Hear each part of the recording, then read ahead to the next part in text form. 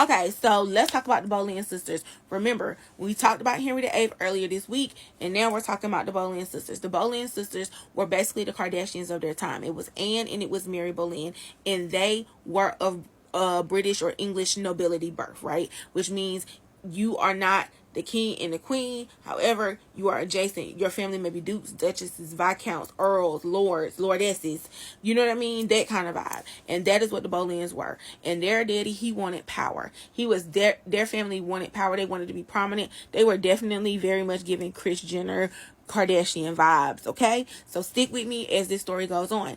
Well, King Henry's the eighth sister got married to a king of France to broker peace between England and France, right? So they send some of the most beautiful ladies with her to be a part of her court. I scratched the mess out myself.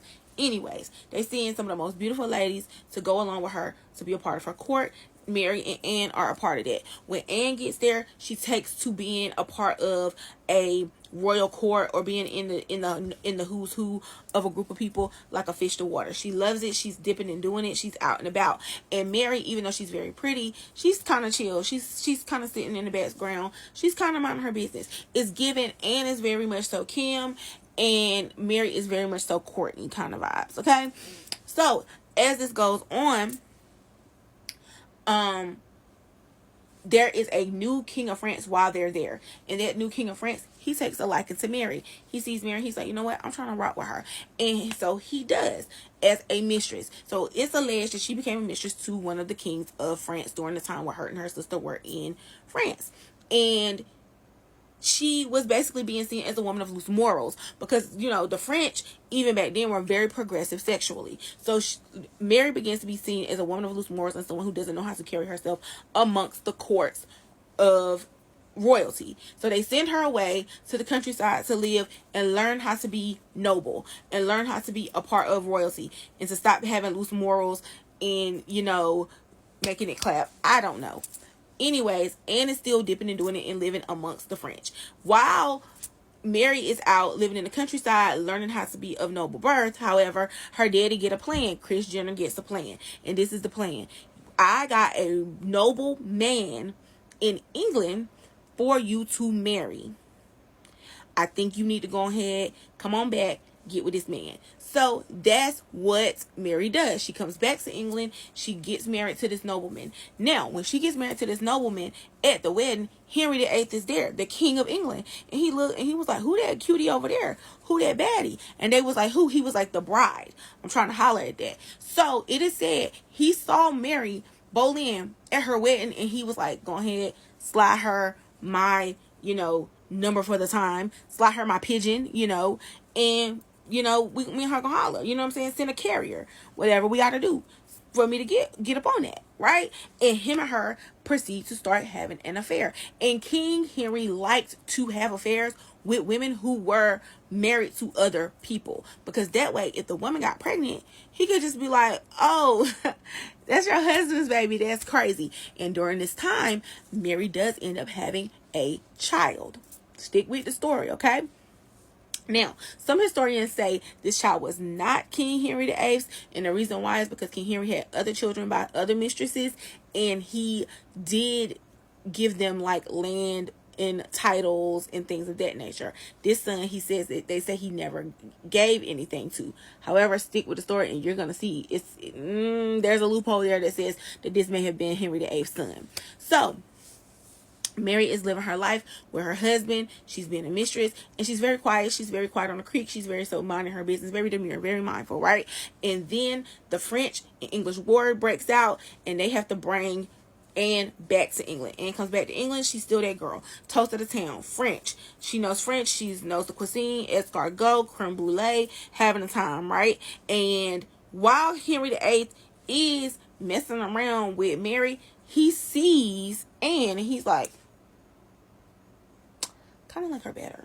Like, yeah, Mary was fine, but Anne.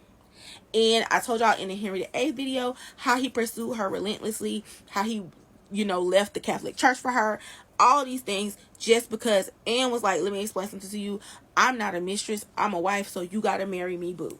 Now, during this time, Mary's husband gets sick, he passes away, and she has her child. Well, and being that she's dating the King of England, on the verge of getting ready to get married, just as soon as he gets his divorce, she takes Mary's son. And she takes Mary's son, and he is raised in the palace with her once she becomes queen. And he gets all the royal education, all the things, and she raises him just like he's her own. So, though eventually Anne does marry King Henry, he throws her this big extravaganza, a 4-day coronation. It's people doing plays in the streets, writing poems and sonnets about her. It's a thing. And Mary's like, okay, I've done it. I've supported you. Let me give me a little coin, and I'm gonna go on about my business. And that's what they do. She gets a little coin, she goes on about her business, right? And she's back living in the countryside, because Mary preferred the countryside. She didn't like the hustle and bustle of the life in the palace and all the things. So she's living in the countryside and is doing all kinds of things, living her life, being the Queen of England. However, whilst on the countryside, Mary meets a regular man. He's not famous. He's not of noble birth. He's just like a regular soldier. He just kind of mind his business, and she ends up falling in love with this man. However, if you were of noble birth, you was not supposed to marry for love. You was only supposed to marry for coin. You was only supposed to marry for title. And you had to ask, like Bridgerton, y'all seen it, you had to ask the king and queen for permission to get married. Mary said, y'all don't tell me what to do. This is a regular man. I love him. He loved me. I'm just gonna go ahead and get married. When Queen Anne Boleyn found out, when King Henry VIII found out that she got married without their permission, and to a pauper at that, well, he wasn't a pauper, he was just regular, but to a regular person at that, they was like, we're not gonna give you no more coin. We're done with you. We don't know you anymore. You're banished. Good day. And the two sisters never talked again. So meanwhile, if you watch the Henry VIII video, you already know Anne starts getting into some trouble. Mess starts ensuing regarding, what's going on and what was what and all the things. And Anne ends up being right from her actual husband, Henry VIII. Meanwhile, Mary is living in the countryside, minding her own business, staying inside, keeping it very low key, keeping it very quiet on the creek, right? Now, in the movie, the other Boleyn, they try to allude to the fact that perhaps maybe Mary did end up with custody of Elizabeth I, but that's never been actually verified as being true.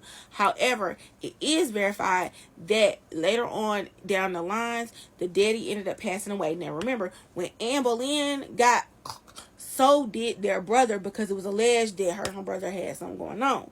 So that left Mary to be the only heir of the Boleyn fortune. So Mary and her family, they inherited all the things. They inherited the Boleyn name and everything.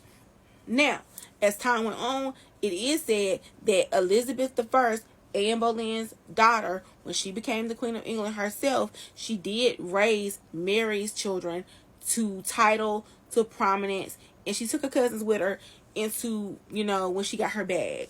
So that is the story of the Boleyns, the Kardashians of ancient England. Comment if you care.